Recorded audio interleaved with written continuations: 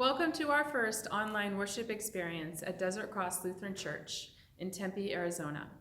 We are one church that worships in two locations, and we are making plans to record at both sites along with our Gilbert campus during this time of physical distancing.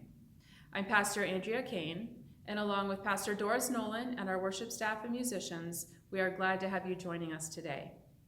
We find ourselves in new territory, not being able to meet together to worship and fellowship as we follow recommendations for social distancing and not gathering in groups as prevention to stop the spread of COVID-19. We are responding to this situation not in fear, but in love for our neighbor. We can make a temporary sacrifice in order to assure the health of others, especially the most vulnerable among us. Let us not think about this as an inconvenience, but as a gift for the health of our neighbors and the world. We don't know what the future of this ministry holds at the moment, but we move ahead in faith. We will find new ways to worship, to connect, to fellowship, and to care for each other. We are still church together, just in a different way. We will find new ways to use our gifts for the sake of the world. One of my favorite psalm verses is Psalm 119. Your word is a lamp for my feet, a light on my path. It is appropriate for these times as we are walking together through the unknown.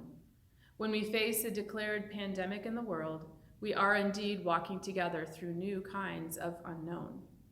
Uncertain times can be very difficult as we don't know what to expect yet, but I truly still believe that God shines light on our path to accompany and guide us.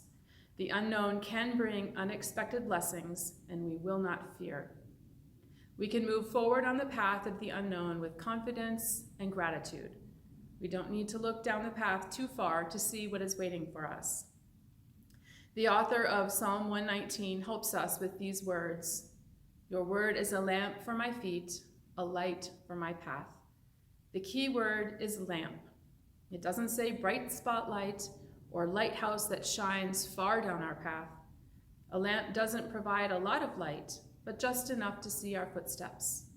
Jesus is our lamp, showing us what we need to see, when we need to see it, and where to follow. Let us trust that his light is enough. As you prepare to begin our online worship experience, which is brand new for Desert Cross, a few suggestions. Gather with your family or friends, or have a time apart. Set a quiet space in your home or wherever you might be. Light a candle if you have one.